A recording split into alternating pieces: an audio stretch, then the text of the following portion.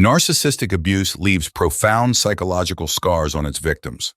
One of the less discussed but highly impactful consequences is the tendency of abuse survivors to struggle with organization and cleanliness in their living spaces.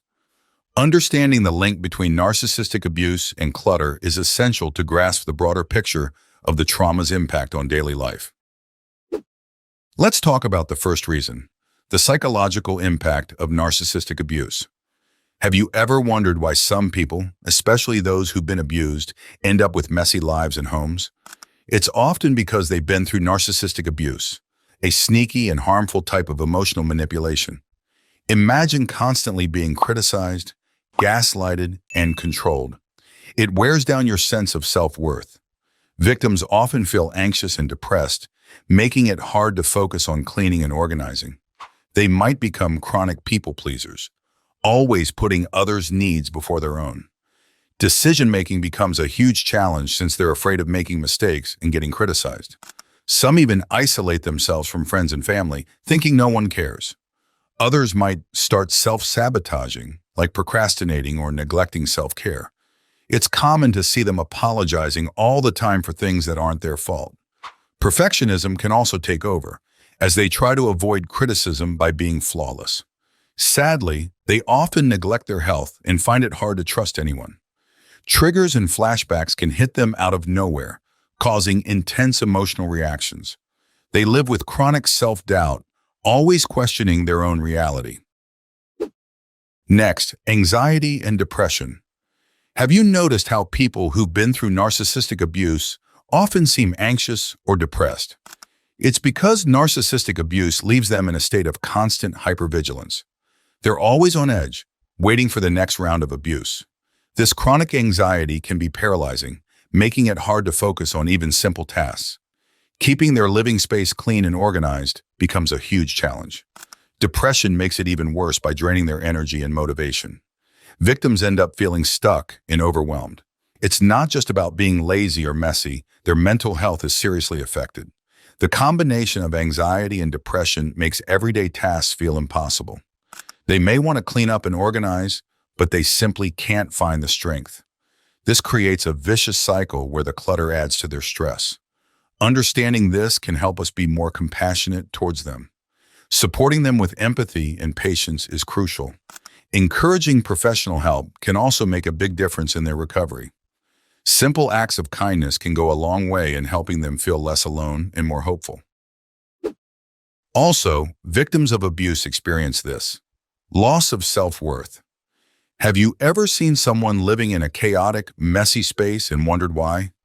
Often it's because they've suffered narcissistic abuse, which destroys their sense of self-worth. Constant belittling and criticism make them believe they aren't worthy of love, care, or respect. This deep-seated belief affects every part of their life, including how they care for their surroundings. If you think you're unworthy, you might unconsciously create a messy and neglected environment that reflects those feelings.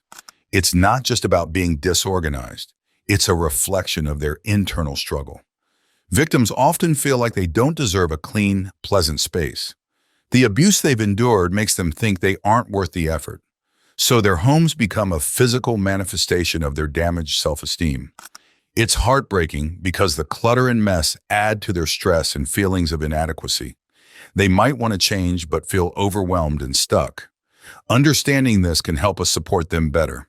Showing empathy and compassion is crucial. Encouraging them to seek professional help can make a big difference. Small, supportive actions can help them start to rebuild their sense of worth and take steps toward a more positive environment. Let's move on to the next reason: cognitive overload and executive dysfunction. Ever wondered why victims of narcissistic abuse often struggle with organization and planning? It's because the abuse places a heavy cognitive load on them. They have to constantly perform mental gymnastics to navigate the abuser's manipulative tactics. This constant mental strain leads to cognitive overload. Imagine being mentally exhausted all the time. It makes even simple tasks feel overwhelming. Organizing and planning require mental energy that they simply don't have. Victims are often too drained to keep things tidy and in order. Their brains are so busy trying to cope with the abuse that there's little capacity left for anything else. This mental exhaustion is not just tiredness, it's a deep, draining fatigue. Here is another one: executive dysfunction. Have you ever noticed how some abuse victims struggle with everyday tasks? Narcissistic abuse can impair their executive functions, the mental skills needed for organizing, planning, and completing chores. This impairment is known as executive dysfunction. Victims often find it hard to prioritize tasks or manage their time effectively. Maintaining a structured routine becomes almost impossible. As a result, their ability to keep things tidy is compromised. This dysfunction can lead to clutter and disorganization. It's not just about being messy, their brain struggles to handle daily tasks. Imagine trying to organize your home when you can't even figure out what to do first. The constant mental strain from the abuse makes it worse. They may want to keep things clean, but they can't muster the mental energy to do so. It's a frustrating and overwhelming situation. Understanding this can help us be more compassionate. Offering support and patience is crucial. Encouraging them to seek professional help can make a big difference.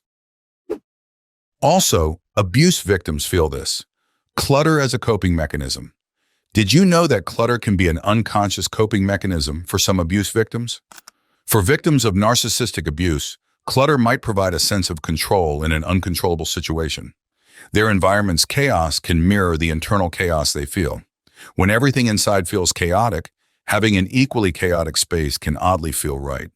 It's like their surroundings match their emotional state, making them feel more in tune with their environment. This clutter is not just a mess, it's a way to cope with their feelings. Victims might not even realize they're doing this. The mess becomes a way to manage their stress and anxiety. It's their attempt to create a space that reflects their inner turmoil. And lastly, physical manifestation of emotional turmoil. Have you ever noticed how clutter can reflect someone's emotional turmoil?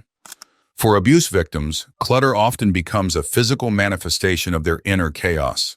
The disorder in their surroundings mirrors the disorder in their minds. Imagine feeling overwhelmed by emotional turmoil. Cleaning up and organizing can feel like climbing a mountain when your emotional and psychological resources are drained. The mess around them is a direct reflection of their internal struggles.